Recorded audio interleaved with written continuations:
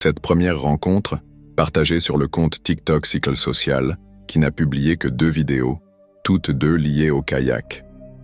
Mais l'une d'elles se démarque de manière glaçante.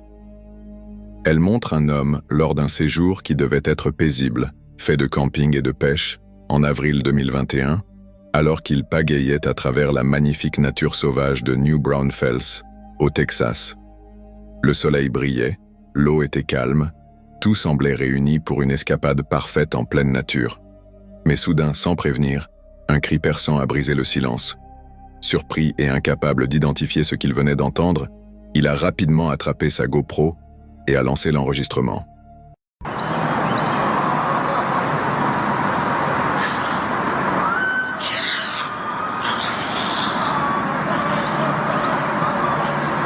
Those birds freaked out. What the hell is that noise?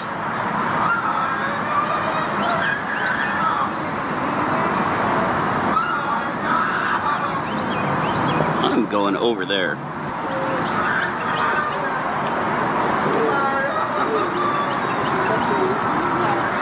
Hey, do y'all hear that screaming? Is that something I should be like worried about? Yeah, there's people under there.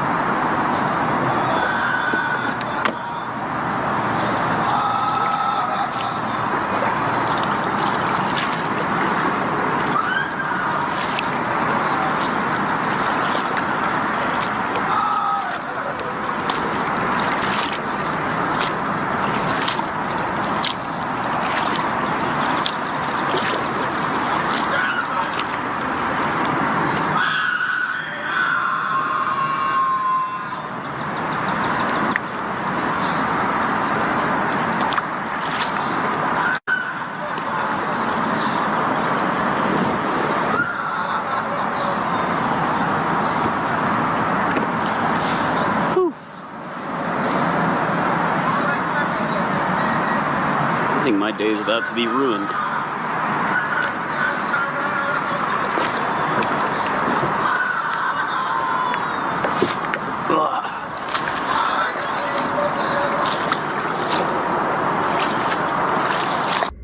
Alors qu'il pagayait en direction de la source du bruit, les cris devenaient de plus en plus intenses.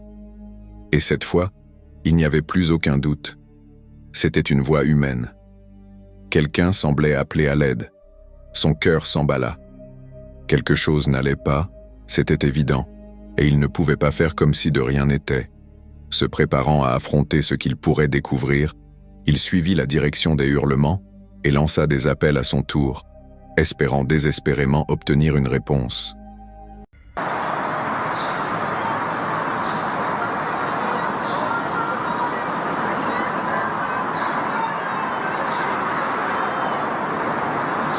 Are you okay?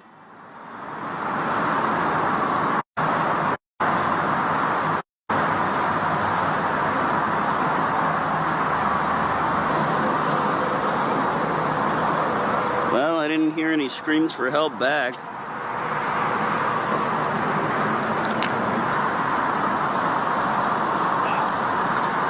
Yeah.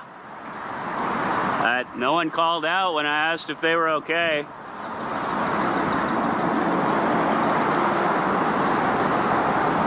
Hopefully they're just having a bad trip or something. I thought it was like a bobcat or something at first.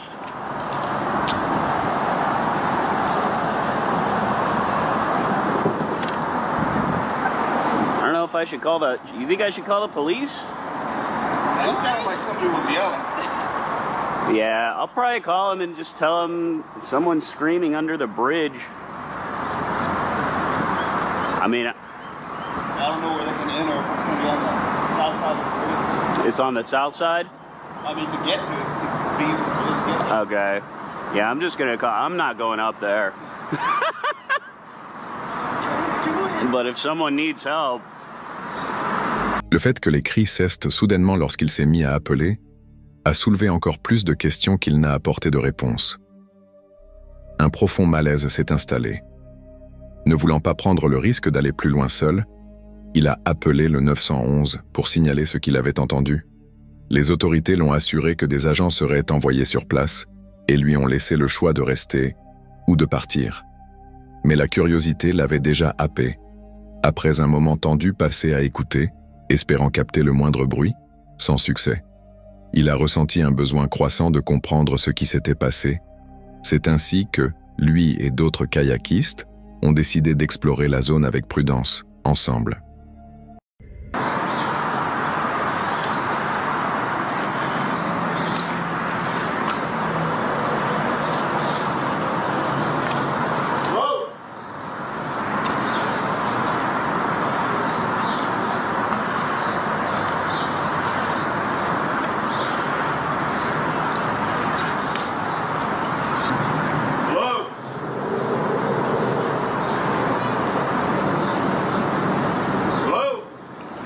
Is anyone up here?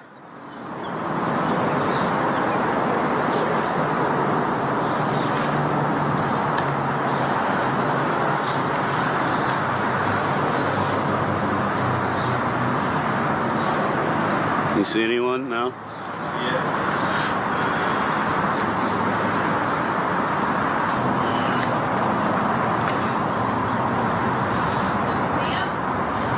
There's no one up here, but there's stuff like, it looks like fresh tea or something.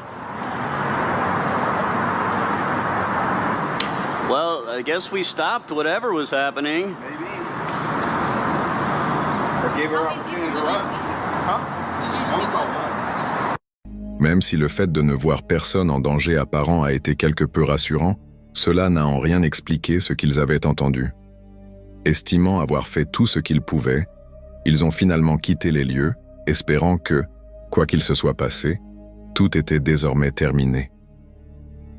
Après la mise en ligne de la vidéo, la section des commentaires s'est rapidement remplie de théories. Certains spectateurs étaient convaincus qu'il s'agissait de la voix d'un enfant. D'autres pensaient que le cri venait du tunnel près de l'eau. Mais Cycle Social a tenu à clarifier les choses. Pour lui, il ne faisait aucun doute. Il s'agissait de la voix d'une femme, et il était tout aussi certain que le cri ne venait pas du tunnel. Il a expliqué que si les micros de GoPro peuvent parfois fausser la perception de la direction du son, en personne, la provenance était bien plus claire. Et pourtant, personne ne s'est jamais manifesté. Aucune disparition n'a été liée à l'incident, et aucune mise à jour n'a jamais suivi. Alors, que s'est-il vraiment passé ce jour-là ? Était-ce une femme réellement en détresse, ou bien quelqu'un, sous l'emprise de substances, hurlant dans la nature? Dites-nous ce que vous en pensez.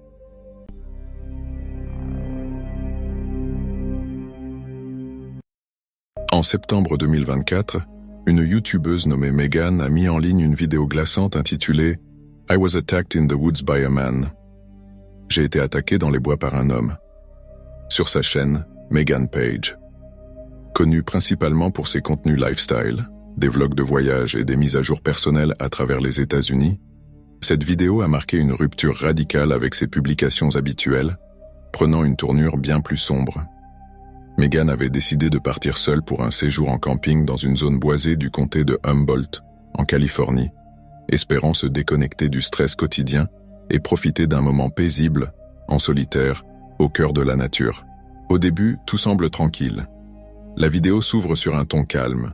Megan bavarde avec ses abonnés tout en s'installant dans la forêt.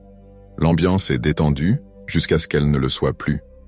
À peine a-t-elle eu le temps de trouver ses marques qu'elle commence à entendre des bruits de pas provenant des bois environnants. Ce qui suit est un face-à-face tendu et angoissant avec un inconnu, en plein cœur de la forêt. At home from the psychiatric facility, there were cockroaches in my bed. Can you believe that? So that's why I'm in Humboldt. Well, that's why I'm back in Humboldt. I'm staying at my dad's again, and then I come to the woods for like 4 hours and decompress. And then I go back home, and then he acts like nothing happens. Like a true narcissist. Like a true narcissist here.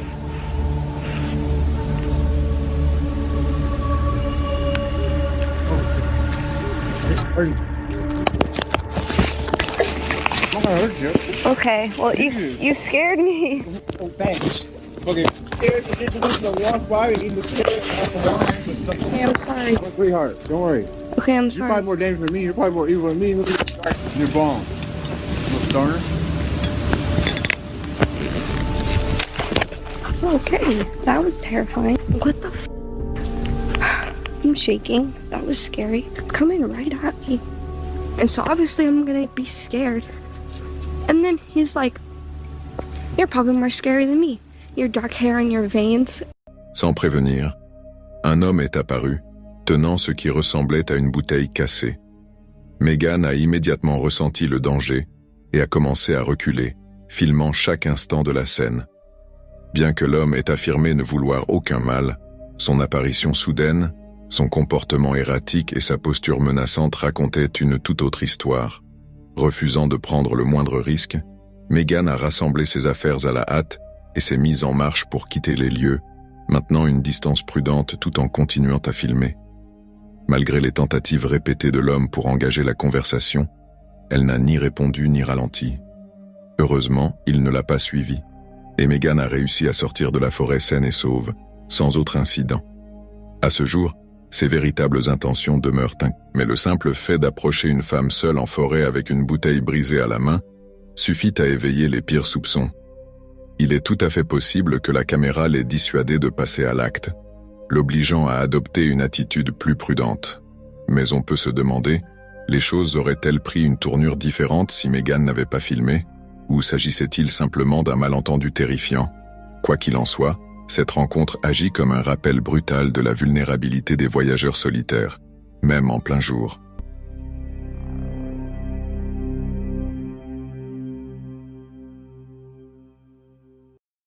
Tesouro do Mundo est une chaîne brésilienne de chasse au trésor très populaire, suivie par une communauté fidèle. Elle est animée par un explorateur passionné qui s'aventure régulièrement dans des forêts denses, armé seulement d'un détecteur de métaux et d'une soif insatiable d'aventure. Ce qui captive les spectateurs, ce n'est pas uniquement l'idée de trouver de l'or, c'est le suspense, cette impression que, d'un moment à l'autre, quelque chose d'incroyable pourrait surgir de la terre. Regardez suffisamment longtemps et vous commencerez à y croire vous aussi. Peut-être qu'un trésor est vraiment enfoui là-dessous, et peut-être qu'il va le découvrir. La plupart de ces vidéos suivent un schéma familier. Il balaie le sol forestier, creuse la terre, met au jour des outils rouillés, des pièces anciennes, un bracelet usé par-ci, une vieille arme par-là, mais sa dernière vidéo a brisé cette routine. Cette fois, ce qu'il a trouvé n'était pas simplement ancien ou intrigant, c'était troublant. Au début, tout semblait normal. Il marchait entre les arbres, balayant méthodiquement le sol avec son détecteur. Les bips se sont intensifiés près d'un amas de broussailles épaisses, et après quelques coups de pelle, il a déterré ce qui ressemblait à des bijoux coûteux, possiblement en or, et clairement de valeur. C'était un moment excitant, et pendant un instant cela ressemblait à n'importe quelle autre découverte sur le terrain. Olha aí, amigo internauta, já bateu um sinalzinho. Bateu um sinalzinho bom aqui, hein? Entendeu? Um sinalzinho bom aqui, pessoal. Esse aqui, se não me engano, esse aqui era da parte da casa aí, ó. A casa da Viúva Negra. Pode ver os tijolos aí, ó. Olha aí, pessoal, faz tempo, hein? Sinalzinho bateu forte aqui, pessoal. Dá um barulho de carro aí, nós estamos na beira da estrada aí, tá?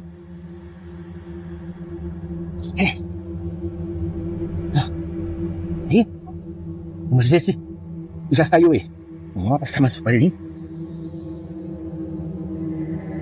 O sinal continua aqui, pessoal. Mas o cameraman tá dando sinal pra mim com o dedo ali. E é verdade, olha aqui, ó. Dá uma olhada aqui, gente, já. Tem algo que tá aqui já, ó. Opa! Minha nossa, gente do céu. Dá uma olhada aí, isso aí. Eu acho que tem algo sinistro aí. Quelques instants plus tard, alors qu'il continuait de creuser sous l'endroit où il avait trouvé les bijoux, il fit une découverte bien plus glaçante. Ce qui ressemblait à des os.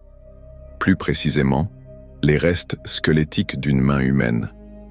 Ils étaient clairement identifiables, encore relativement intacts. Mais le plus troublant, c'est que la même bague découverte plus tôt se trouvait toujours à l'un des doigts. Et là, tout changea. Il ne s'agissait plus simplement d'un lieu où des objets de valeur avaient été perdus. C'était peut-être un site funéraire. Il y avait de fortes chances que quelqu'un ait été enterré là, volontairement. Pendant un instant, la vidéo bascula dans un silence lourd. Une pause tendue qui laissait deviner que même le vidéaste ne savait plus quoi faire. Tem que ligar lá pra família, vem ver essas coisas aqui. Já chegou nem mexer mais, né, pai? Hã? Mas Não vou ver se é isso mesmo. com certeza, pai. Fala aí, pessoal. Não vou mexer, vamos deixar aqui, pessoal. Vamos deixar assim. Olha aí, gente, ó. Caramba, meu. Ó, pode ver aqui, ó. A ponta dos dedos ali, ó. Ali, ó. Olha, pessoal, realmente, pode ver aqui, ó. É uma mão, olha lá, ó. Cara, agora arrepiou, hein? Olha aqui, pessoal. 2 anéis aqui, ó. Cara, olha só isso aqui. Cara, olha aqui os anéis. Vai, vou botar aqui não. Vai lá, filho, vai lá, já liga pra ele já que a gente achou algo suspeito aqui. Aí, pessoal, o Júnior já vai ligar pra família, cara. Eu agora abaixou a pressão. Me deu uma tremedeira nisso aqui, gente. Cara, olha isso aqui, gente. Eu nunca vi isso aqui na minha vida, pessoal. Nunca tinha visto algo assim. Olha aí, ó. Pode ver uma mão e 2 anéis aí, gente. O Júnior já vai ligar pra família lá, já vai relatar sobre isso aqui, pra eles verem o que eles vão fazer com isso daí. A gente não vai mexer mais nisso daí, não. Caramba, meu. Nós somos relatados de coisa aí mesmo. Na última vez eu tinha achado umas coisas estranhas. Agora esse aí arrepiou mesmo. Esse aí mexeu com o sentimento do Ginho. Tá bem, pai? Cara, não tô legal não, cara. Avisou a família lá? Avisei, já liguei lá, já. Estão vindo. Nossa, pai. Pesado demais aquilo ali, né? Il a continué à filmer, mais il était évident que l'ambiance avait changé. L'excitation du début avait laissé place à un malaise grandissant. Puis, une nouvelle découverte est venue accentuer cette tension. Un vieux sac, usé par le temps, enfoui non loin de là. À l'intérieur, il a trouvé des objets personnels, des photographies décolorées, de petits souvenirs et une liasse de billets très anciens. L'argent semblait dater de plusieurs décennies, probablement des années 1930 ou 1950. Même le sac avec sa toile usée et ses coutures presque effacées semblait sorti d'une autre époque. Pris ensemble, les restes humains, les bijoux toujours accrochés aux os, et cette sacoche vintage remplie d'effets personnels. L'ensemble formait une découverte profondément troublante. Une scène figée dans le temps, qui racontait une histoire, mais une histoire enveloppée de mystères et de questions sans réponse. Minhoca-Sul. Olha aí, gente. Caramba, meu.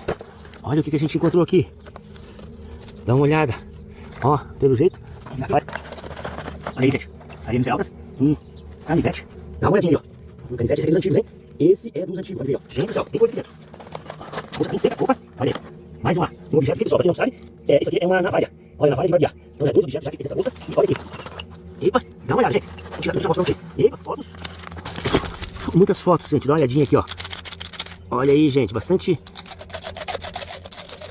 moeda, gente. Olha o vidrinho cheio de moeda, pessoal. Dá uma olhadinha. São moedas de alumínio, gente. 2 cruzeiros, 1964, 1963. Aqui tem de 1 cruzeiro, 1960, gente. Olha, moedas de alumínio aqui, 1960, 1959 e uma 1960. Olha aí, ó. Pra quem não conhecia essas moedas, então aí, ó. Moedas de alumínio, é isso, pessoal. Moedas de cruzeiros. Aqui, olha só, umas letras aqui atrás. E olha o que tá aqui no meio, pessoal. Lembrança de batismo aí, pessoal. Só que a letra aqui, ó, é das antigas, hein? Não dá nem pra ver o que é, gente. Olha aqui. Vamos ver se dá pra ver a data aqui. Ó, 1º de setembro de 1957. Tá aqui a data, então, ó. Então, um registro aí de batismo aí de 1957, gente. Esse é dos antigos. Les bonnes démarches n'ont été suivies, les autorités ont été alertées. Mais depuis, aucun mot officiel. Aucune identité confirmée. Aucun communiqué public sur ce que les enquêteurs ont découvert en revenant sur les lieux. Juste le silence. Maintenant, réfléchissez à ça. Quelqu'un a été enterré là. Pas dans un cimetière, pas selon une procédure formelle ou légale. Juste assez profondément pour rester caché, mais assez peu pour qu'un détecteur de métaux puisse finir par les révéler. Et ce qui rend les choses encore plus troublantes? La personne portait toujours ses bijoux. Rien que ce détail soulève des questions. Si c'était un vol ou un meurtre, pourquoi les objets de valeur n'ont-ils pas été emportés?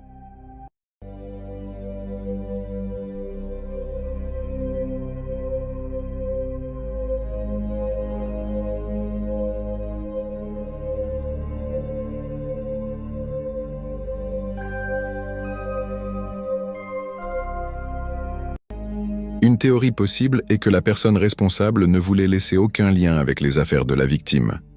Garder les bijoux ou le sac aurait pu éveiller les soupçons si on les retrouvait en sa possession un jour. Alors peut-être a-t-elle choisi d'enterrer le tout ensemble, le corps et les objets, en espérant que tout disparaisse à jamais, sans laisser de traces. La présence du sac personnel rend les choses encore plus troublantes. Ce n'était pas un tas de bricoles sans valeur. Il contenait des objets sentimentaux, de vieilles photos, des billets anciens, des souvenirs. Pas vraiment le genre de choses qu'on abandonne sans raison. Cela suggère que ce sac a été intentionnellement enterré avec la personne, ou que la victime l'avait avec elle au moment de sa mort. Au final, on reste avec bien plus de questions que de réponses. Mais une chose est certaine, ce qui s'est passé dans cette forêt, il y a toutes ces années, n'était probablement jamais censé être découvert.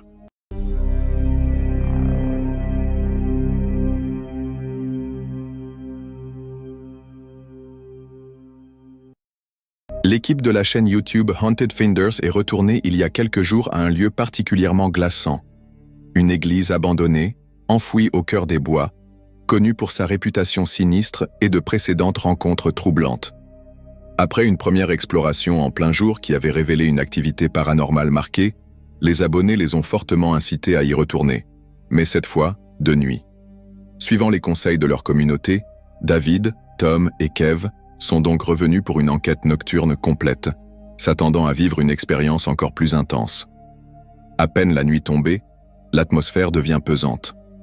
Avant même que l'équipe ait fini de s'installer, Tom aperçoit une silhouette complète près d'un arbre à l'extérieur de l'église. La forme disparaît presque aussitôt, mais cela suffit à installer une tension inquiétante pour le reste de la soirée. My new hat. Dad's dog. Dad's dog. Dog dad. Dog dog. Dog dad. Dog dog. Dog dog. Oh god. Bloody hell.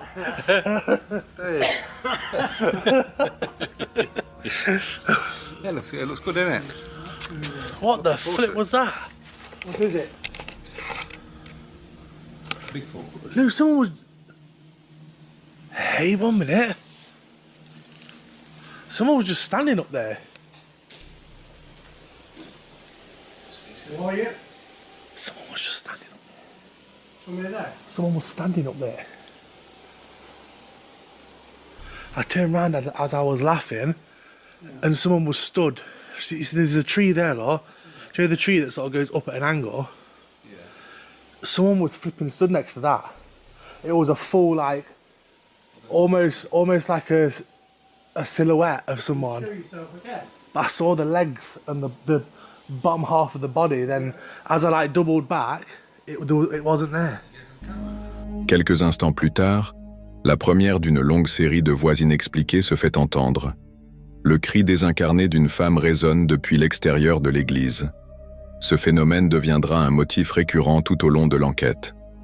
À l'intérieur, l'équipe active leur Spirit Talker, un appareil qu'ils ont déjà utilisé avec succès pour communiquer avec des esprits.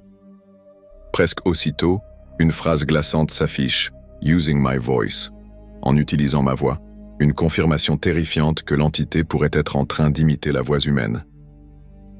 Peu après, d'autres pleurs audibles et phrases distinctes se font entendre. À un moment donné, une voix féminine, forte et claire, est captée à l'intérieur même de l'église. La phrase entière est si frappante que Tom en a immédiatement la chair de poule, décrivant ce moment comme l'un des plus intenses qu'il ait jamais vécu. Using my voice. Using my voice. That's obviously what we've been hearing. Okay, so it's you. Are you the one crying? Are you the one crying? Was that you? Was that you? Who the was that? There's someone outside the church. There's someone outside the church. I'm telling you right now, quick, get outside. Please tell me one of you heard that. Oh my God. I've got full goosebumps all over my body.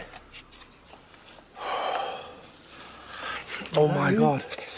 I I need that to be caught on the camera. Are you sure you didn't hear it? And you didn't say anything? Holy sh**. That was a full woman.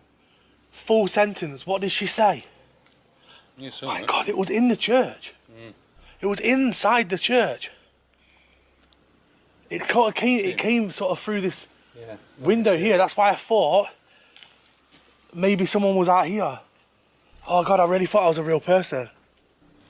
La séance avec la Spirit Box a révélé plusieurs réponses des plus inquiétantes.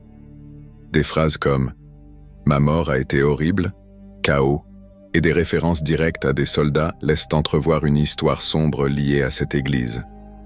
D'après des recherches antérieures, les troupes d'Oliver Cromwell auraient mis à sac l'église plusieurs siècles plus tôt, laissant derrière elle un lourd héritage de traumatismes et de tourments spirituels.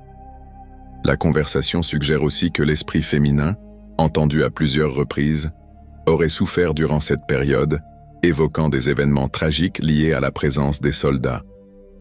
À mesure que la séance progresse, les voix et les bruits étranges deviennent plus fréquents. On entend à plusieurs reprises des voix féminines désincarnées, des pas à l'extérieur de l'église, ainsi que des sifflements angoissants. À un moment donné, le Spirit Talker prononce un avertissement glaçant « Pars, tout de suite », signe évident que la présence de l'équipe n'était pas la bienvenue. Whoever just tried to talk to us, we heard you hissing and shouting whatever it was you tried to say. Please come and tell us who you are. Please come and tell us who you are. What on earth? We heard you. Is there somebody here that doesn't like us? We can say get out. We can say get out. Say go. We can say go. It's definitely talking at the start. So all these responses that we're getting on EVP, that we're hearing with our own voice, I will enhance them the best I can and hopefully figure out what some of them are saying. Ce qui rend cette enquête particulièrement dérangeante, c'est la sensation constante d'être observé. Les membres de l'équipe affirment avoir ressenti des regards posés sur eux à plusieurs reprises, surtout près de l'arbre où la silhouette sombre avait été vue au tout début. Ils notent également que les bruits de pas entendus à l'extérieur étaient lourds et délibérés, ce qui laisse penser à une présence bipède, bien différente des déplacements d'un animal forestier. La fréquence et la clarté des voix entendues, combinées à des sensations physiques comme des zones de froid soudain ou des frissons inexpliqués, suggèrent la présence d'entités intelligentes et interactives. Mais la révélation la plus troublante survient à la fin de l'enquête. Le Spirit Talker mentionne à plusieurs reprises la fosse. L'équipe commence alors à spéculer. Pourrait-il s'agir d'une fosse commune oubliée ou d'un lieu d'enterrement dissimulé à proximité de l'église? Cela pourrait expliquer l'intensité inhabituelle de l'activité spirituelle dans les environs. Why do you want us to get out? We haven't done anything wrong. We just want to talk. Have you got anything to hide? Is that what? What? You just said if they've got anything to hide, it says the pit. Pit. What is the pit? What's the pit? Where is it then? Where is the pit? The pit. Have you buried bodies in there? What if it's like a mass burial?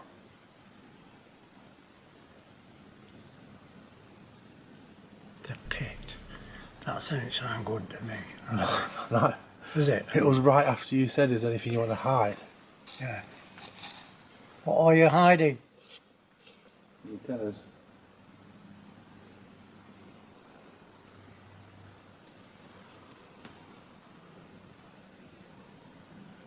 We know you're out there watching us. Pendant un moment de silence, un enregistreur audio capte distinctement les mots « part », suivi de bruits de pas qui s'éloignent, alors même que toute l'équipe était restée parfaitement immobile. Les enquêteurs en viennent à théoriser que plusieurs entités les auraient peut-être encerclés toute la nuit, tentant de les intimider ou de les forcer à partir. Les séances supplémentaires avec la Spirit Box confirment la présence persistante de multiples esprits, notamment l'apparition d'une voix masculine, une rupture notable après une longue série de communications féminines. L'enquête s'achève avec une équipe épuisée et profondément ébranlée. En seulement quelques heures, ils ont enregistré une quantité impressionnante d'activités paranormales, voix désincarnées nettes, pas inexpliquées, sensations physiques étranges, et une série de réponses intelligentes via la Spirit Box. Une soirée marquée par une intensité rarement atteinte, et des questions qui restent sans réponse. So, I thought we'd do the outro here because by the time we get up there, we're going to be absolutely knackered. But it's been a crazy night. Literally, I just thought I heard something again. Yeah, they're happy driven, right? So we've been having stuff literally non-stop all night from the moment we walked in here. I don't think there's a spirit here that I think doesn't like us being here, and is hiding something. I don't know what it is, but in the background I see your face on the screen. But we've been having some crazy stuff tonight. Crazy communication, disembodied voices, full-blown sentences that are disembodied coming from outside and inside the church. I just can't wait to get this on my headphones and see if I can actually enhance any of them, and hopefully they are on the audio.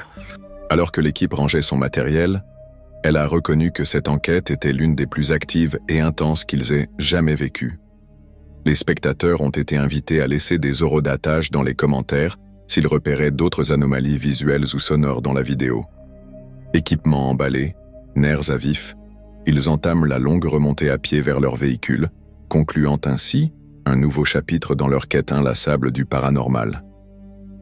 Avec cette dernière rencontre troublante se referme un nouvel épisode, mais sans doute pas le dernier.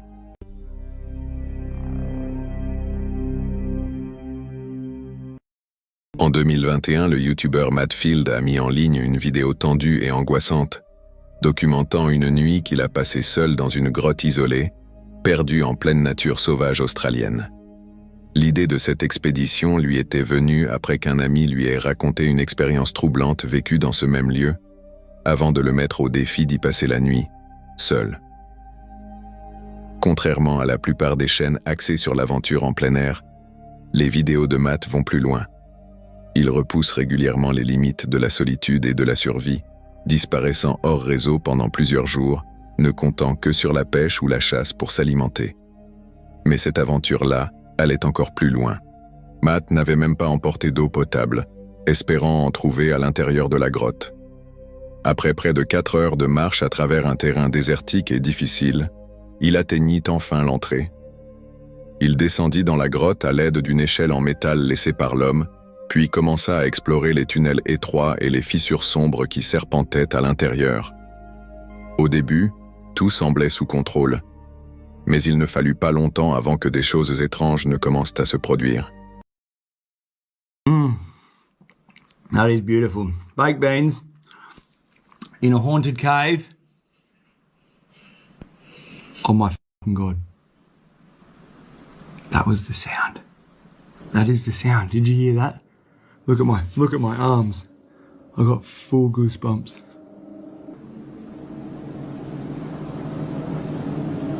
It's the chains moving when I climb down the ladder. It's a big, heavy, thick chain. Wind can't move that. Holy shit. Il commença à remarquer des pierres tombant près de l'entrée de la grotte, puis entendit ce qui ressemblait à des pas, ou peut-être un animal, entrant à l'intérieur. Au fois à la caméra qu'il avait la sensation troublante d'être observé. That chain moved just then. It is 100% now. I heard it before. I'm 100% certain it's the chain that I walked in, that you climbed down into this cave on. It's moving. Now, you can't move that chain with wind. It's way too heavy. There is no wind coming in here. There's no wind even for... Holy shit. Oh my fucking God. Look. You must have heard that just then. Look at my arms, dude. Oh, this is fucked. It's not normal. It's definitely not a normal sound, and I'm scared shitless. I'm not gonna lie. That sound, it was not normal. It's probably about 2 hours, 2.5 hours after I checked in with you guys, so it would be around 2 o'clock, 1 o'clock in the morning, and that sound was not normal. I'm getting out of here. Juste avant 23 heures, alors qu'il dînait, la situation prit une tournure inquiétante. Matt entendit un étrange cliquetis métallique. En allant vérifier, il remarqua que la lourde chaîne en métal qu'il avait utilisée pour entrer dans la grotte se balançait. Il n'y avait pas de vent et il aurait été presque impossible qu'une brise déplace un objet aussi lourd. Visiblement troublé, Matt envisagea de plier bagages et de partir. Mais il choisit, pour le moment, de rester près de l'entrée plutôt que d'explorer davantage. Puis, entre 1h et 2h du matin, un autre son, encore plus inquiétant, retentit, un sifflement qui ressemblait étrangement à des chuchotements. Il balaya la zone avec sa lampe torche, mais aucun signe ne révélait la source du bruit. Aucune explication concrète n'existe pour ces bruits ni pour la chaîne qui bougeait, bien qu'une théorie avance qu'un grand animal, ou peut-être une personne vivant secrètement dans la grotte, pourrait en être responsable. La possibilité de croiser quelqu'un ou quelque chose profondément sous terre ajouta une toute nouvelle dimension à sa peur. Être totalement isolé dans un endroit pareil peut avoir un effet profond sur l'esprit. Si c'était une autre personne cachée dans l'obscurité, la menace aurait pu être bien plus grande que celle de n'importe quel animal. Alors, pourquoi la chaîne a-t-elle bougé alors qu'il n'y avait pas de vent? Et qu'est-ce qui produisait ces sons, ressemblant à des chuchotements dans l'obscurité totale? Que la cause soit naturelle, surnaturelle ou quelque chose d'encore plus étrange, Matt décida finalement de ne jamais retourner dans cette grotte. Et après avoir regardé les images, on comprend facilement pourquoi.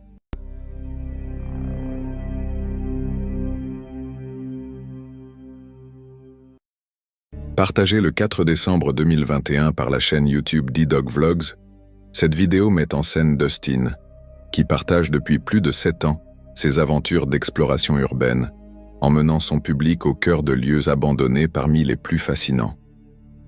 Dans cet épisode, on le voit s'associer à son ami Mo pour une nouvelle exploration, cette fois dans une maison isolée et abandonnée au passé sombre. La propriété appartenait autrefois à des résidents arrêtés et emprisonnés pour avoir dirigé une opération illégale de culture de cannabis. Depuis, la maison a été laissée à l'abandon, avec presque toutes leurs affaires personnelles encore sur place. Naturellement, Dustin et Mo s'attendaient à une exploration étrange mais intéressante. Mais ce qu'ils ont découvert à l'intérieur s'est révélé bien pire que tout ce qu'ils auraient pu imaginer. This is creepy.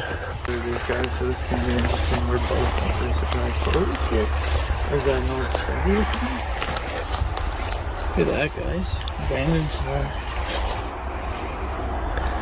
I'm shaking because I'm cold, guys. You guys probably can't see it much on the camera, but...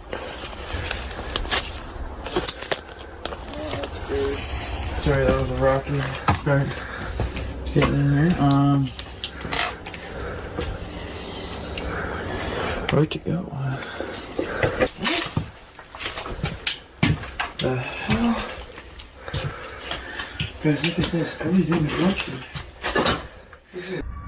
Dustin et Mo furent à nouveau stupéfaits par la quantité d'objets laissés sur place. Vêtements, meubles, effets personnels. Remplis de curiosité, ils ont parcouru chaque pièce, absorbant l'atmosphère étrange et l'état de délabrement du bâtiment. Jusqu'à ce moment-là, rien ne semblait vraiment anormal, dérangeant certes, mais typique d'une maison abandonnée. Mais tout a basculé lorsqu'ils ont décidé de monter au grenier. C'est là que les choses ont commencé à devenir étranges. And now we're going up these weird looking stairs that are super sketchy. Up into the attic, which I need a light for. Yo, these are sketchy stairs, bro. Hey guys, this is gonna be... Shift the film for a sec. A whole bunch of randomness up here. You okay? Yeah. Should I do it one hand? That's creepy.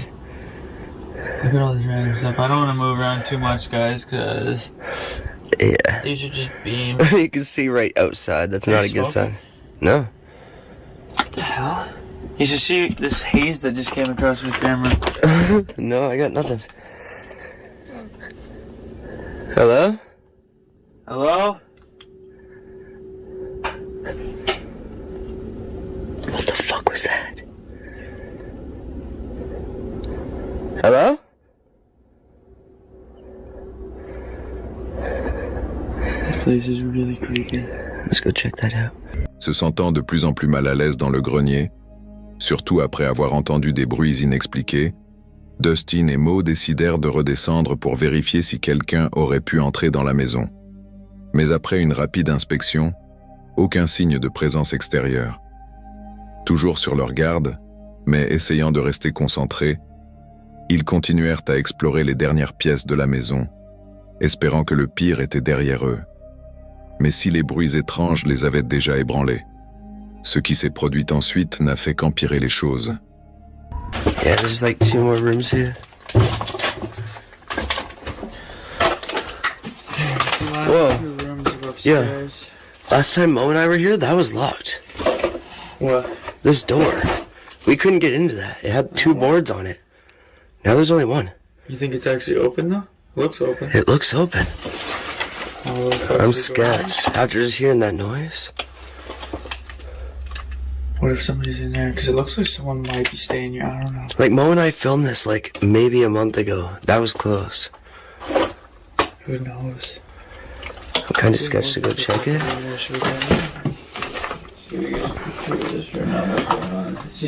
Yeah, it's definitely open. This room is definitely... It's definitely open. This guy's saying the door was closed last time and locked, apparently. Hello? I'm scared to open it. You can open it. I got the wide angle on you just in case. What is... That stinks. Oh. What the fuck? Oh. Yo! What? What is Do you not see that at the very end? What the fuck? That's a body. Is it? There's a body in there. Yo, yo. Hello? Are you alive? Yo, that's the guy's head. That is somebody laying there, dude. Yo, that's somebody laying there. See that? Oh my god, that's somebody fucking laying there. What the fuck? What the fuck should we do? We should go. We're gonna have to call the police and just tell them. Yeah, we have to. Let's get the fuck out of here. Let's go. Naturellement, cette découverte fut profondément troublante, et il ne fallut pas longtemps à Dustin et Mo pour décider qu'ils en avaient vu assez. Ils ont mentionné qu'ils allaient prévenir les autorités, mais aucun suivi n'a jamais été partagé par la suite, laissant autant leurs abonnés que nous-mêmes avec plus de questions que de réponses. Était-ce réellement un corps abandonné sur place? Ou bien quelque chose de bien moins sinistre?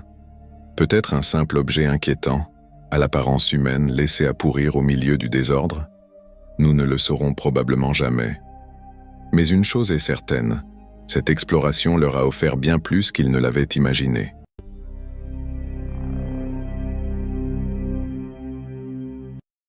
Dans son dernier vlog, mis en ligne le 29 juin 2025, la créatrice de Travel Snacks, Alison Sharp, se lance dans un road trip spontané à travers le Texas, sans plan précis pour se loger. L'épisode débute avec Alison qui admet ne pas avoir réservé d'hébergement, et comme elle conduit un véhicule de prêt sans couverture ni matériel, dormir dans la voiture n'est pas envisageable cette fois-ci.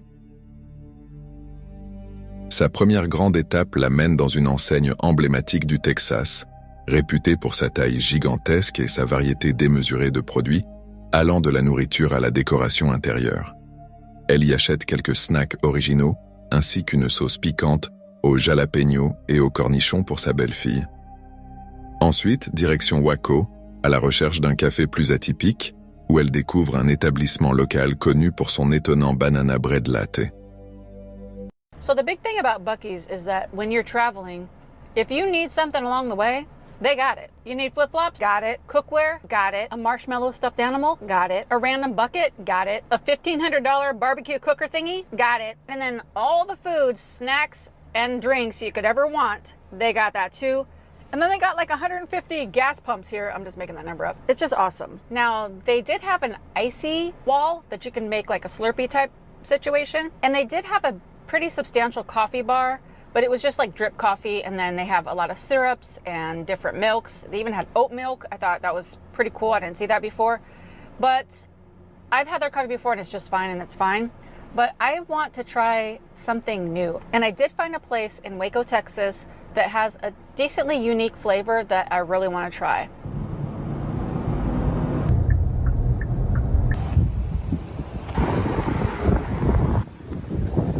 Pendant qu'elle savoure son café, Allison sort son ordinateur portable pour chercher un endroit où passer la nuit près d'Austin.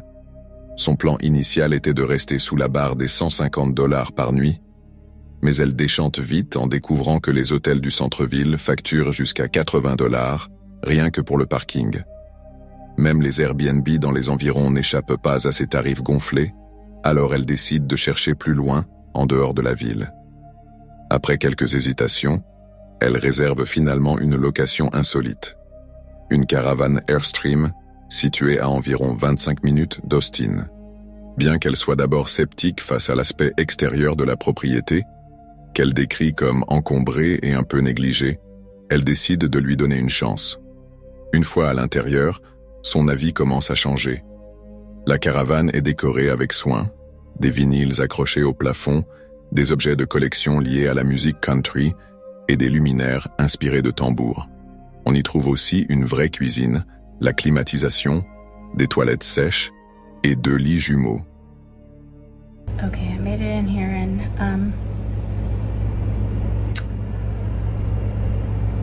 I guess I'm going to reserve my judgment until I come back later, but this is a little bit out here, a little bit different than the pictures. And then this is mine. And then this was just like broken. It's okay now. Feeling a lot better about this. So let me lock the door, make sure, okay, that's good. So here's the tour. So one of the cool things, because you know I love music, all these records on the ceiling, and that goes throughout.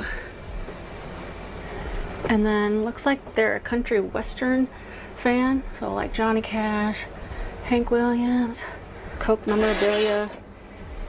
And then this is actually super cool. It's a little kick drum or whatever that they turned into a light. Then there's a desk, a TV. I think that might be a heater, I don't know. This is life right now, this AC. And this was going when I got here, so that's definitely appreciated. All right, so then you got the 2-burner stove, sink, some drawers, oven, and then it's on like these. Cependant, à la tombée de la nuit, l'ambiance change. Alors qu'elle essaie de s'endormir, Allison commence à entendre d'étranges grincements, semblables à une porte qui s'ouvrirait et se refermerait sans cesse. Puis, un bruit plus subtil se fait entendre, une sorte de vibration, évoquant le passage d'un véhicule lourd. Son malaise grandit lorsqu'elle remarque des piqûres apparaissant sur sa peau. Au matin, elle soupçonne la présence de punaises de lit ou d'araignées et mentionne des grappes de marques rouges sur son dos, ses jambes et ses bras. En inspectant la literie, elle découvre des taches sombres et un matelas taché. Pour ne rien arranger, des coqs se mettent à chanter dès 4h52, la réveillant complètement après une nuit agitée. Fatiguée et couverte de démangeaisons, Allison décide de partir plus tôt que prévu. Good morning. I knew you were down there, little squawker. All right, I'm already up and getting ready to go because I did not have the best night, not gonna lie. I heard so many noises. I was hearing, hello, can I put the earring in? I was hearing the, almost like the sound of like an old screen door, like creaking open and shut. Like, I don't know if something was happening with the wind. And then I was hearing like as if the window was vibrating, like as you know, like if you're, I don't know what I'm trying to say, I'm so tired. As if like a big truck drives by and the window's like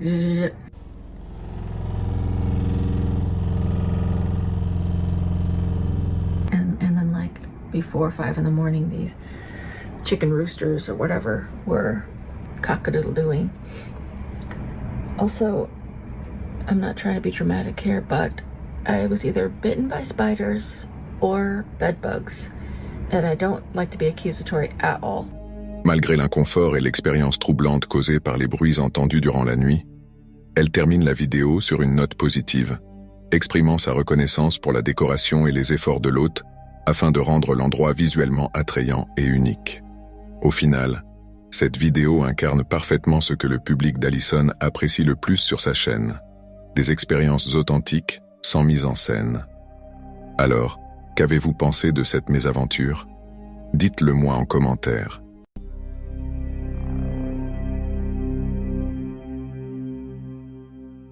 Eleanor est une amoureuse de la nature, passionnée par les aventures en solitaire, qu'elle partage sur sa chaîne YouTube, Eleanor Grace Adventures. Ses vidéos sont généralement remplies de paysages sereins, de campements paisibles et de la douce solitude offerte par les grands espaces. Mais dans la vidéo qu'elle a mise en ligne le 21 mai 2025, les choses ont pris une tournure à laquelle elle ne s'attendait pas. Eleanor était partie pour un séjour de camping en solo, près d'un lac caché, niché au cœur du parc national de Dartmoor dans le sud-ouest de l'Angleterre. La journée était parfaite, tout ce qu'elle espérait. Après avoir installé son campement et profité du paysage, elle décida de se baigner dans les eaux calmes, semblables à un miroir. Mais à peine avait-elle glissé sous la surface que quelque chose changea. L'atmosphère paisible sembla soudain basculer.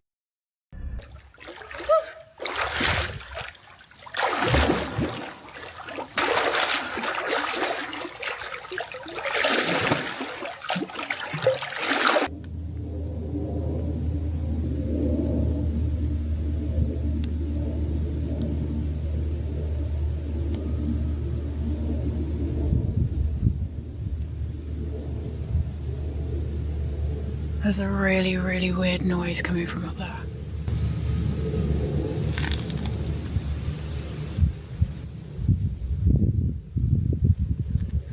I don't know if someone's wild camping and pumping up something, because that's what I can hear. It sounds like that, either that or it's extremely loud, heavy panting. God, I hope it's someone wild camping.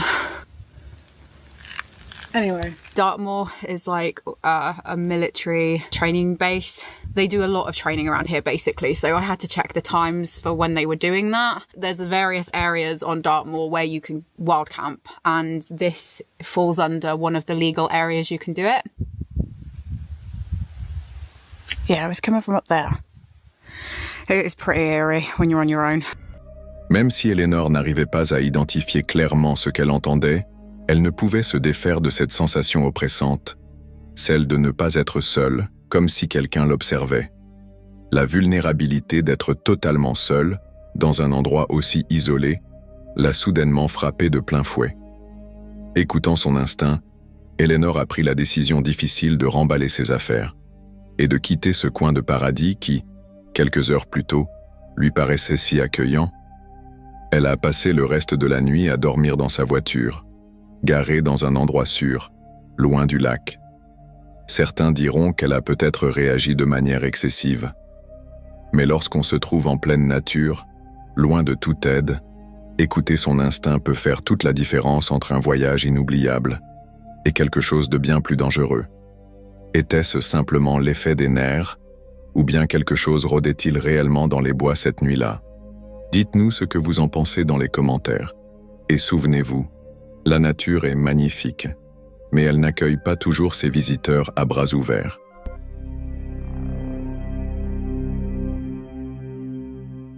Beast Runners est généralement connu pour ses randonnées apaisantes, des vidéos qui invitent les spectateurs à se détendre, à embrasser la sérénité de la nature et à apprécier la beauté intacte des montagnes. Mais cette vidéo en particulier a pris une tournure bien plus sombre.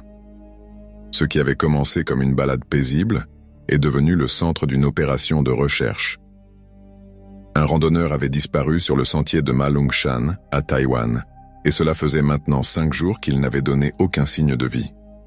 Des images de vidéosurveillance prises par une caméra près de l'entrée du sentier ont confirmé qu'il avait entamé sa randonnée tôt le matin du 17, vers 8 heures.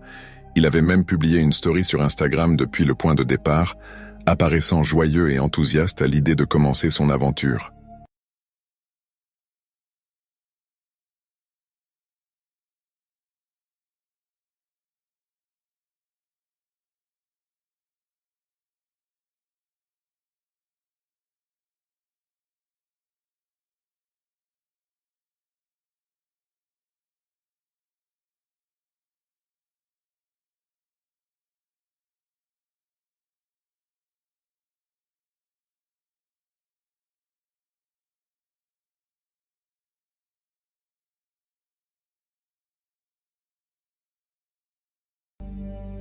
Mais après cette première publication, toute communication s'est interrompue, et à mesure que les heures passaient, l'inquiétude grandissait. Le sentier qu'il avait choisi n'était pas connu pour ses points d'eau accessibles, et le terrain accidenté rendait la zone particulièrement impitoyable. Avec le temps, les risques augmentaient et les chances d'une issue favorable diminuaient. Souhaitant contribuer du mieux qu'il le pouvait, le créateur de Beast Runners décida de retracer les pas du randonneur disparu. Son objectif, parcourir le même itinéraire, rester attentif au moindre indice et apporter son aide si possible. Équipé uniquement de l'essentiel et de sa caméra, il s'aventura seul dans la nature sauvage, pleinement conscient que ce qui l'attendait pouvait être bien plus troublant que les paysages à couper le souffle auxquels il était habitué.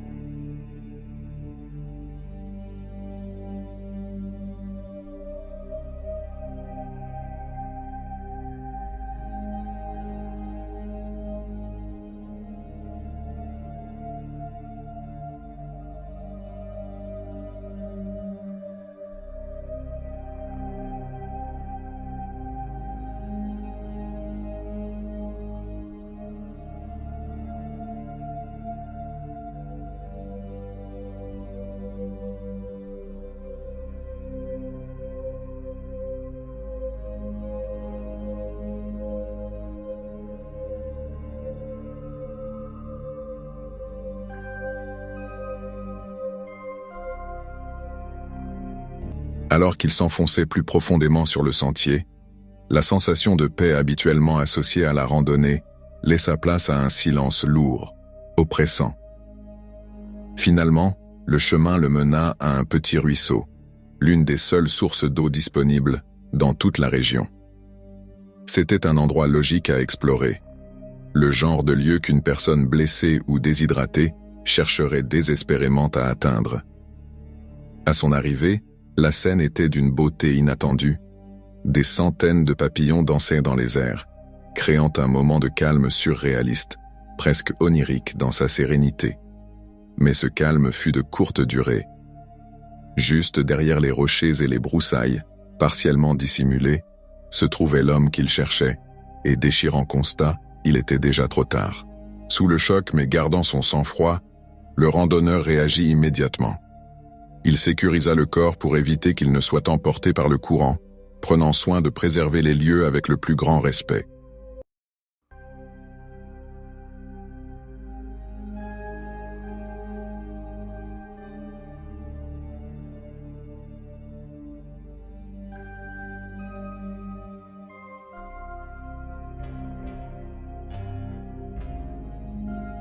Wow.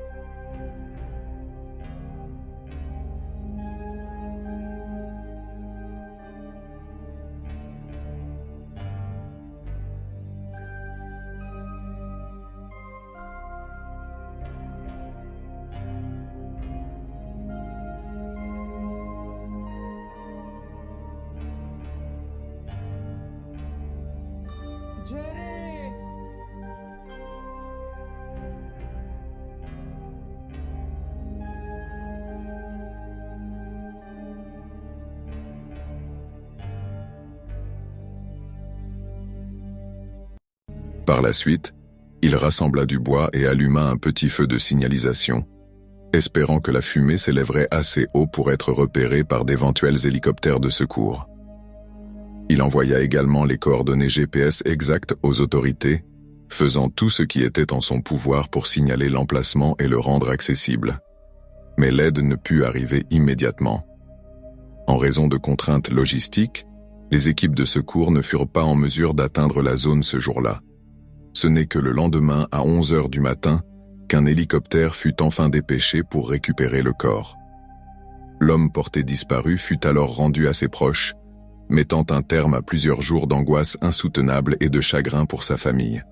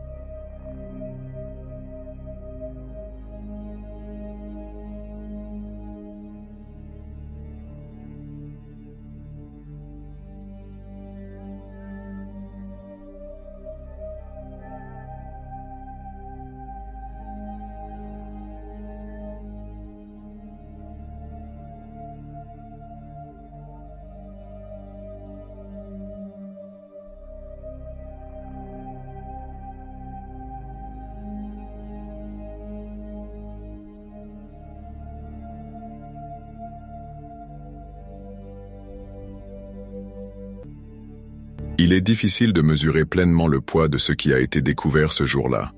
Sans l'intervention de Beast Runners, le randonneur disparu n'aurait peut-être jamais été retrouvé.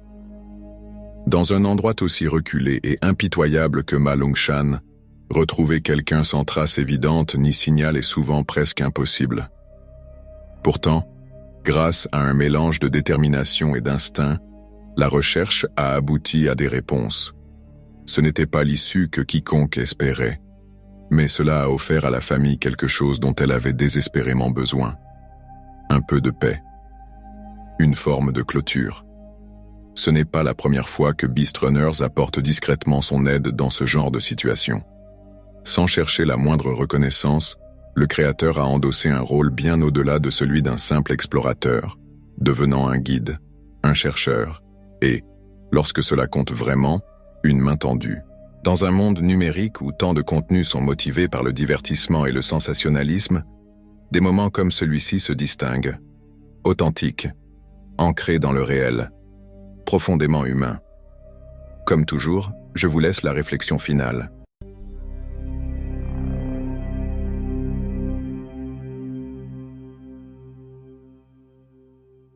En juin 2021, une vidéo glaçante a fait son apparition sur YouTube, publiée par un explorateur nommé Corey, créateur de la chaîne The Abandoned Boys.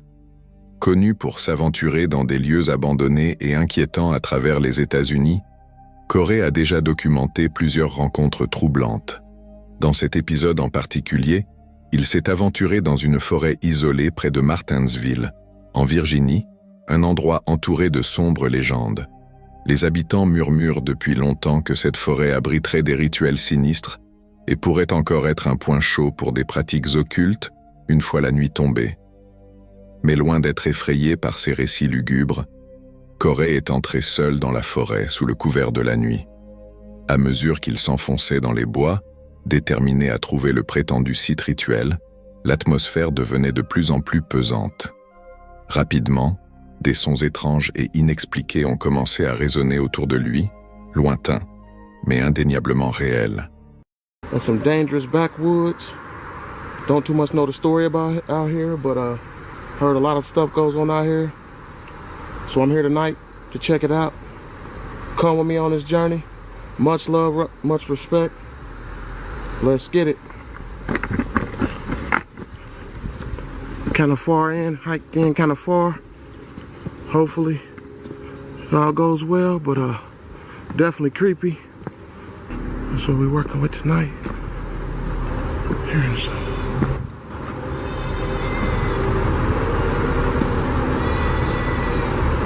You hear that?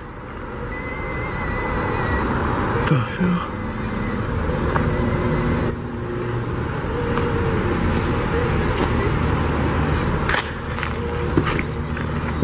Les bruits étaient difficiles à localiser, mais quelque chose en eux semblait étrangement familier. Ils imitaient de façon troublante les cris angoissés d'un chat. Oh. What the f... You hear that? Intrigué mais prudent, Corey poursuivit son investigation. À mesure qu'il s'approchait de la source des bruits, l'atmosphère devenait de plus en plus oppressante. C'est alors que les choses prirent une tournure dramatique.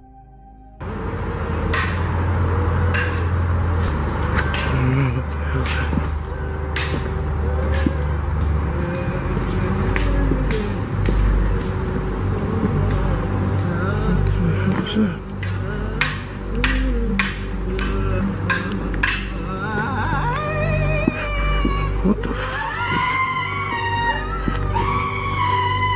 What the hell? Y'all seeing this?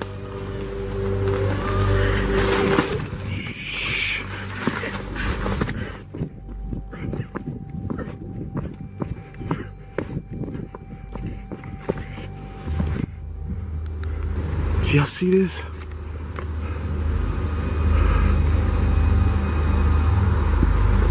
What the hell is that? Hey, what's going on?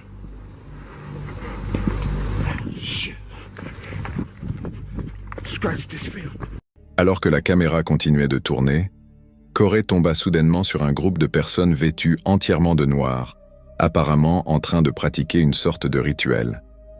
L'un d'eux se retourna brusquement dans sa direction et, sans prononcer un mot, sortit une arme et commença à s'avancer vers lui. Corey tenta d'interpeller la personne, espérant obtenir une réaction ou des explications, mais il ne reçut aucune réponse. Le silence était total.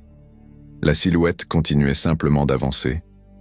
Sentant le danger imminent, Corey recula lentement, puis se mit à courir à travers la forêt jusqu'à atteindre son véhicule, secoué, mais sain et sauf. À ce jour, il reste impossible de savoir si le groupe avait l'intention de lui faire du mal ou s'ils ont simplement été surpris par sa présence.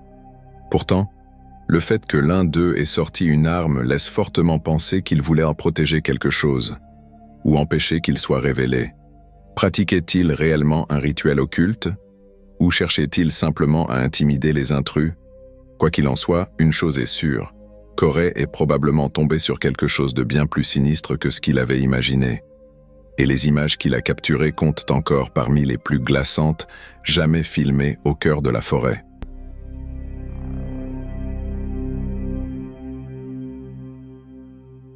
En janvier 2025, un YouTuber britannique nommé James a partagé une vidéo captivante et inquiétante intitulée « Scary Van Life Park Up, Caught on Camera » sur sa chaîne The Curb.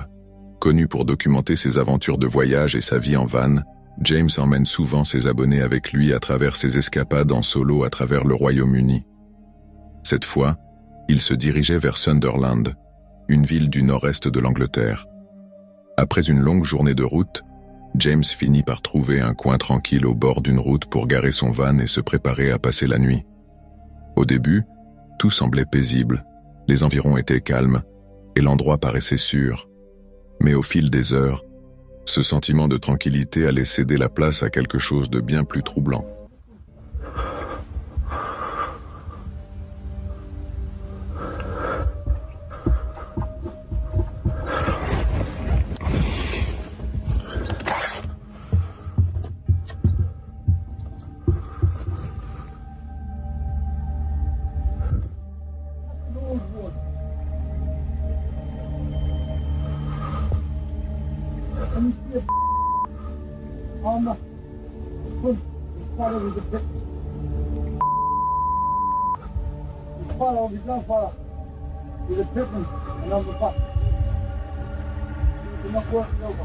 I'm not the third door. I'm not the private race. I'm not a person, the English footballer. No, Reef, I don't know what it means. You see, when you're pulling the dead people, you're supposed to look monster. I haven't never heard before. I've got a new modern technology. You've got full stuff like this on there. You're a cameraman. Peu de temps après s'être assoupi, James fut brusquement réveillé par des bruits étranges, juste à l'extérieur de son van.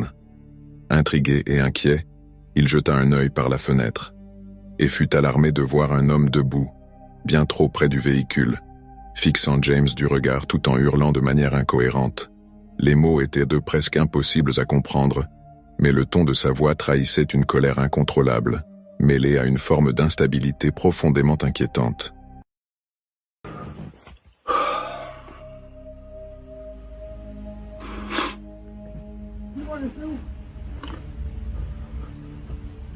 It's still here, look.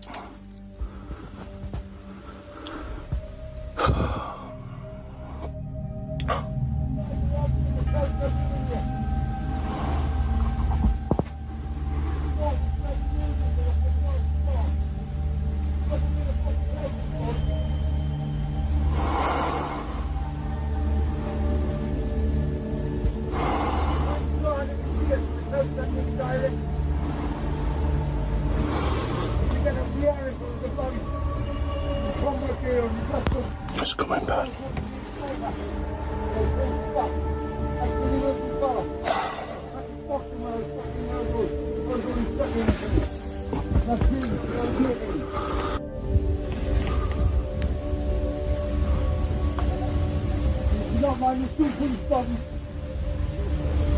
Pendant près de 10 minutes, l'homme est resté là, hurlant de manière erratique et frappant sans relâche contre la vitre du van. James, complètement seul et sans aucun moyen de se défendre, était tiraillé. Devait-il sortir et affronter l'inconnu, ou rester caché à l'intérieur? Ne sachant pas si l'homme était armé ou simplement instable, il choisit finalement de rester silencieux et hors de vue, espérant que l'intrus finirait par se lasser et s'en aller. À un moment donné, l'homme sembla disparaître dans la nuit, mais il revint quelques minutes plus tard, reprenant ses rangs bruyants et inquiétants. James demeura immobile, ne fit aucun bruit, et s'assura que les portes restèrent bien verrouillées. Finalement, l'homme partit pour de bon et ne revint plus.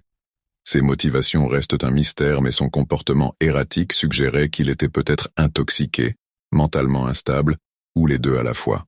Ses coups violents et ses cris incohérents semblaient chercher à provoquer une réaction, voire peut-être attirer quelqu'un à l'extérieur. Tous ceux qui vivent en van savent à quel point les arrêts nocturnes en zone isolée peuvent rendre vulnérables, et il suffit d'un instant pour qu'une situation dégénère. En restant calme et en évitant la confrontation, James a probablement évité que les choses ne tournent au drame. Était-ce simplement la rencontre fortuite avec un passant troublé? Ou quelque chose de plus sombre, visant délibérément quiconque se trouvait dans ce van? Quoi qu'il en soit, cette expérience agit comme un rappel glaçant. Pour les voyageurs solitaires, la sécurité dépend souvent de décisions calmes et rapides, prises sous pression.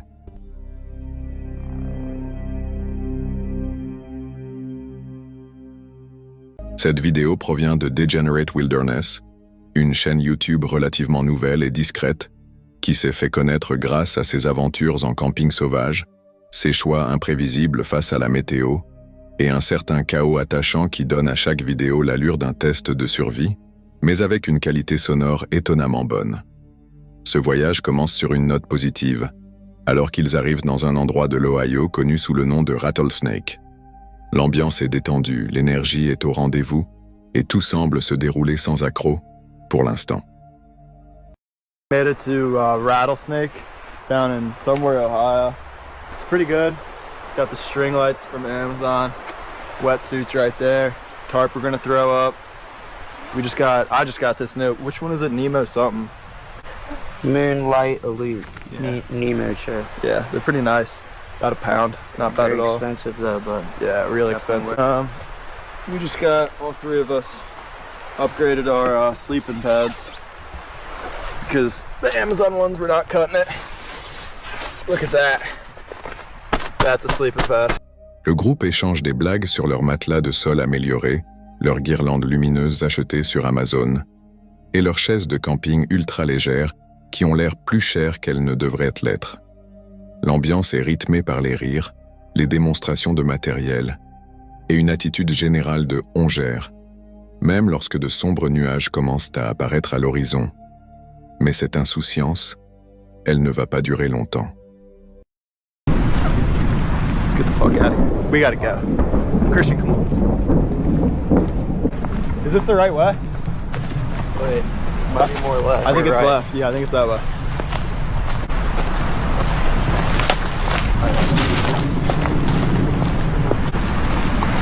Emergency evacuation.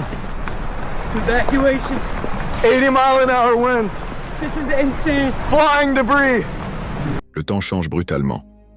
Ce qui n'était au départ que de vagues alertes d'orage se transforme soudain en un véritable « lâchez tout et courez ». Une simple nuit de camping vire au chaos total dans une course effrénée pour la sécurité. Le vent dépasse les 100 km/h, des alertes tornades retentissent et des débris volent dans tous les sens. Et pourtant, l'ambiance oscille entre panique légère et rire nerveux. Ils se précipitent vers la voiture, pour se rendre compte qu'ils ont laissé la clé au campement. Ce petit oubli prend immédiatement une tournure sérieuse. Personne ne se porte volontaire pour y retourner seul. Et on ne peut pas les blâmer. Les arbres se plient presque en deux. Des grêlons gros comme des balles de golf s'abattent violemment et le ciel s'illumine sans cesse d'éclairs, comme une scène tout droit sortie d'un film catastrophe. Finalement, ils prennent la seule décision raisonnable, y retourner ensemble. Ce qui suit, c'est une randonnée chaotique, détrempée et franchement effrayante à travers des sentiers ravagés par la tempête. La pluie est incessante, le sol glissant, et personne ne sait vraiment ce qu'ils vont retrouver, s'il reste quoi que ce soit. Lorsqu'ils arrivent enfin, c'est un carnage, mais pas une perte totale. Incroyablement, les tentes tiennent encore debout, à peu près. Le bois de feu a survécu, et même les guirlandes lumineuses brillent encore. Difficile à croire. Trempé jusqu'aux os, le groupe reste silencieux, à la fois soulagé et stupéfait, faisant l'inventaire de ce qui a résisté et de ce qui doit être replanté ou essoré. Plus tard, l'ampleur de la nuit se fait sentir. Les infos confirment que 14 personnes ont perdu la vie dans le Kentucky la veille à cause du même système orageux. Ce n'était pas juste impressionnant, c'était mortel. Soudain, dormir dans la voiture au lieu de la tente ne semble plus si lâche que ça. Il n'y avait ni ovni, ni créature tapie dans les bois cette fois-ci, mais cette expérience avait son propre poids, un vrai danger, de vraies conséquences, et une ligne mince comme un fil entre la soif d'aventure et l'inconscience. Comme toujours, je vous laisse en juger. Qu'est-ce que vous tirez de cette expérience ?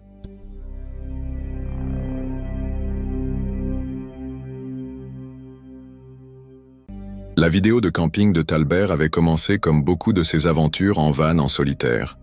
Calme, minimaliste, nourri par son amour de la nature. Il avait apporté quelques nouveaux gadgets à tester, et après avoir savouré des s'mores au coin du feu, tout laissait penser que la nuit allait se dérouler paisiblement. Mais ce sentiment de sérénité n'allait pas durer. Alors qu'il était toujours assis près du feu, un camion apparut soudainement, s'approchant lentement du campement.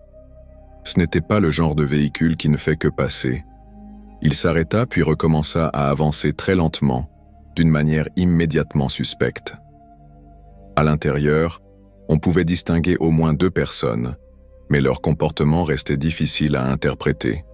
Les feux de freinage clignotaient de manière irrégulière, et le camion semblait volontairement traîner sur place, comme s'il observait ou attendait quelque chose.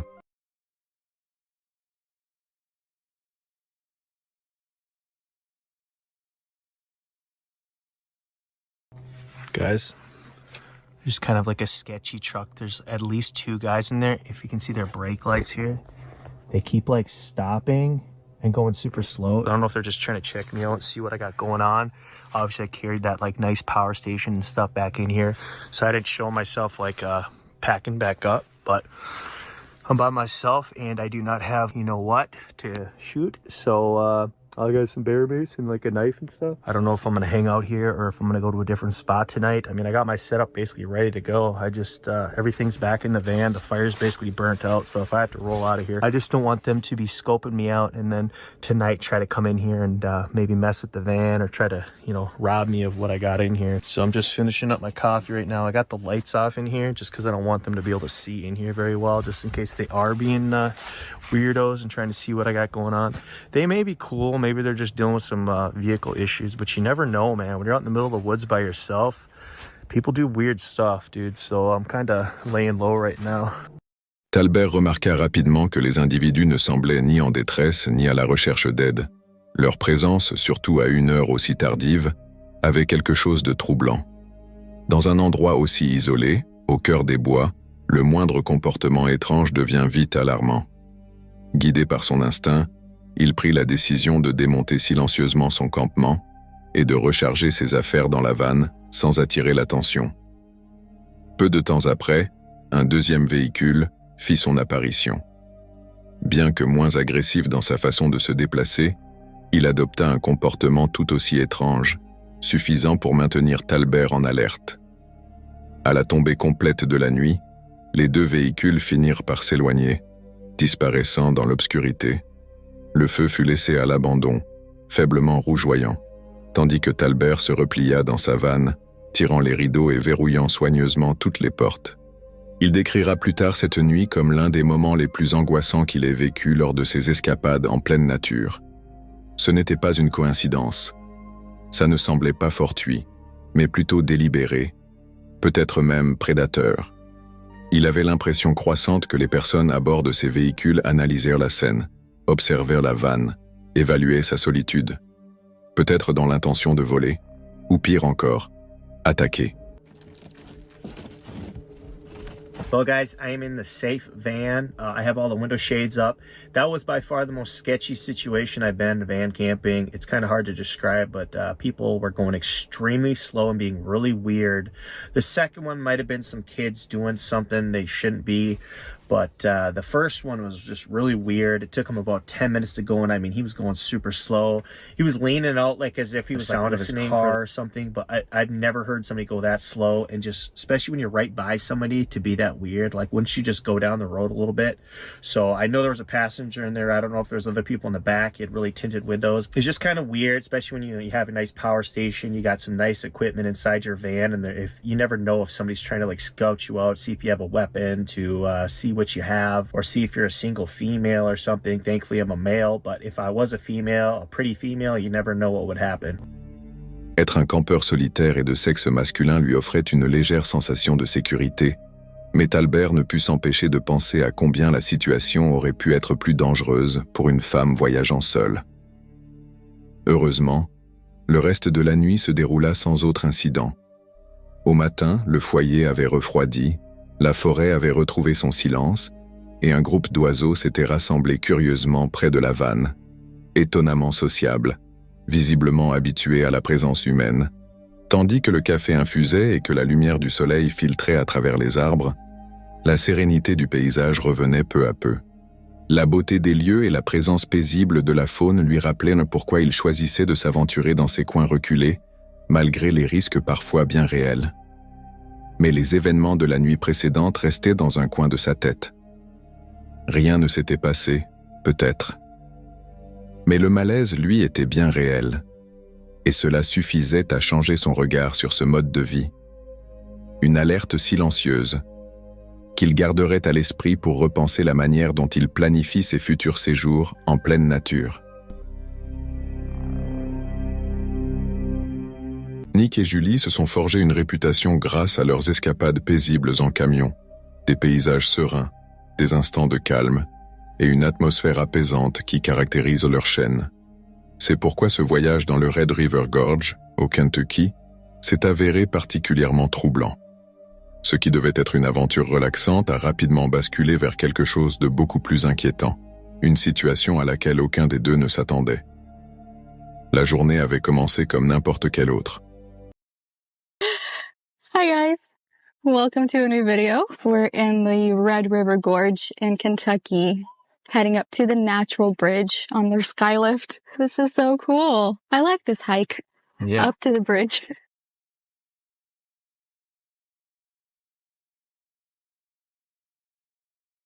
We just came from all the way back there. This is way more than 100 feet.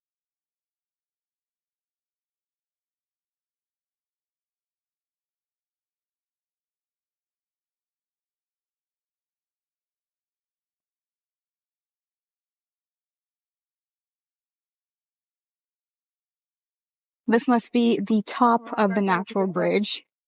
And there's no fencing or anything. And it's Yeah. actually pretty slippery because it's sandstone. Yeah, there's no railing, nothing. You just slide off.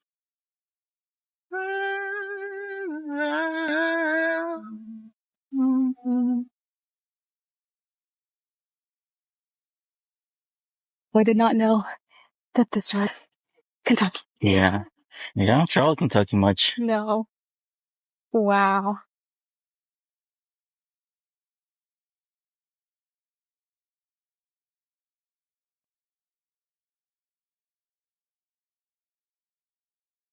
I think this is called the Fat Man Squeeze.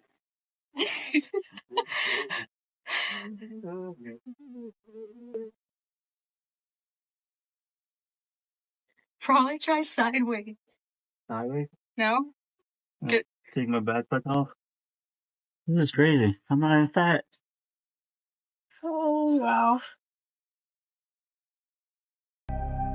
Le couple a entamé sa journée par une montée en télésiège jusqu'au célèbre Natural Bridge, l'un des sites les plus emblématiques et spectaculaires de la région.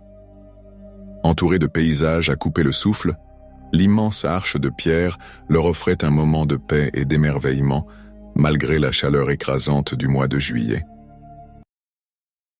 Going from the skylift down, we actually get a reveal of the giant arch, the giant natural bridge here. Check this out. Isn't that incredible?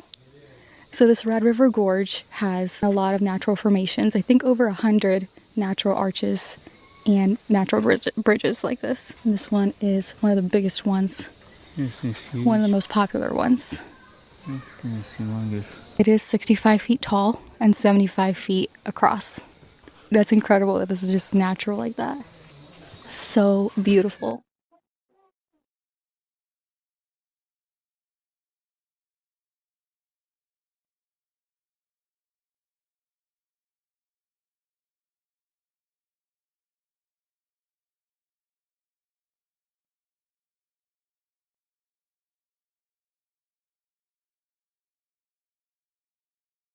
It's pizza oven.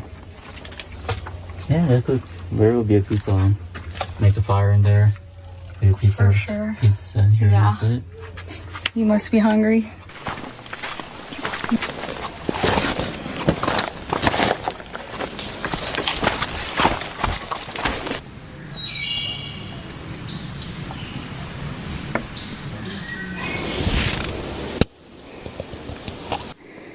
It looks so pretty along the trail. We took the skylift on the way up and we're hiking down.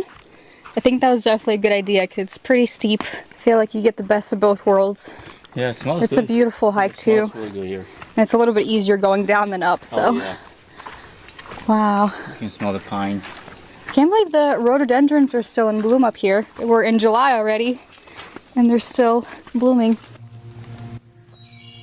La descente depuis le pont fut abrupte, mais le sentier pittoresque en valait largement la peine. Une fois de retour à leur camionnette, Nick et Julie commencèrent à chercher un endroit où passer la nuit. Munis d'un permis valide, obtenu plus tôt dans la journée, ils s'enfoncèrent plus profondément dans la forêt nationale de Daniel Boone. Après avoir serpenté un moment à travers les bois, ils tombèrent finalement sur une clairière isolée, nichée au bord d'un ruisseau paisible. Lorsqu'ils se garèrent, il était près de 19 heures, et à première vue, l'endroit semblait parfait. On n'entendait que le doux murmure de l'eau et le chant des oiseaux. Aucun signe de présence humaine, aucun véhicule, aucun bruit artificiel.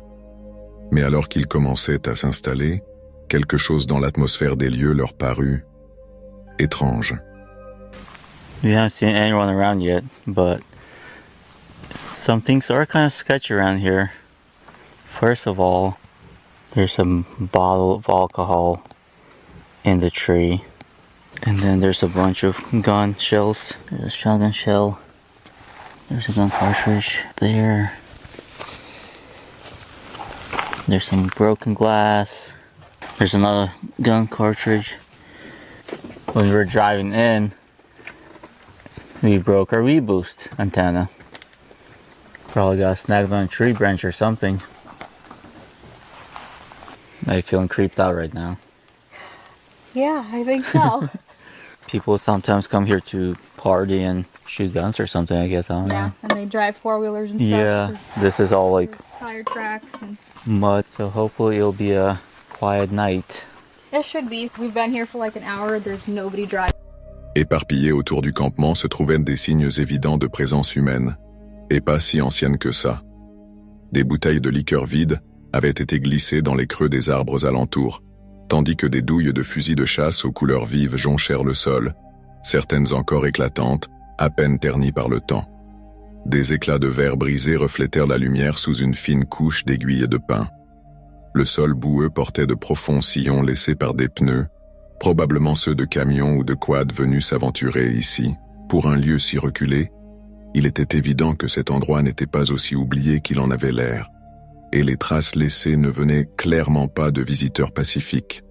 Pourtant, refusant de se laisser submerger par l'inquiétude, ils tentèrent de mettre ces détails de côté et se concentrèrent sur le dîner.